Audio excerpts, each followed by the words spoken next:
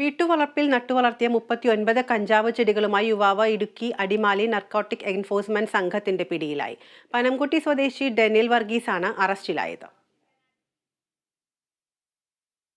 വീട്ടുവളപ്പിൽ നട്ടുവളർത്തിയ 39 കഞ്ചാവ് ചെടികളുമായി 20 വയസ്സുള്ള യുവാവ് പിടിയിലായി. പനംകുട്ടി സ്വദേശി ഡെനിൽ വർഗീസാണ് അറസ്റ്റിലായത്.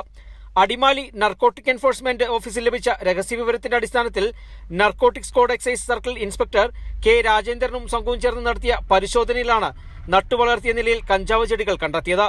പാകി മുളപ്പിച്ച നിലയിൽ 18 സെന്റിമീറ്ററോളം വളർച്ചയെത്തിയ തൈകളാണ് കണ്ടെത്തിയത്. പ്രതിയെ കഴിഞ്ഞ കുറച്ചുനാളുകളായി എക്സൈസ് സംഘം നിരീക്ഷിച്ചു വരികയായിരുന്നു. കഞ്ചാവ് ചെടികൾ വിൽപ്പനയ്ക്ക് വേണ്ടിയാണ് പ്രതി വീട്ടുവളപ്പിൽ നട്ടുവളർത്തിയതെന്നാണ് ഉദ്യോഗസ്ഥർ പറയുന്നത്.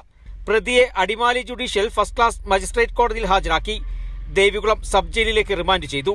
Assistant excise inspector Dileepan K, preventive officer Augustine Joseph, civil excise ഓഫീസർമാരായ Suresh K M, Prashanth V, Yaduvamsharaj, വനിതാ civil excise officer Simi Gopi എന്നിവരും പരിശോധനയിൽ പങ്കെടുത്തു.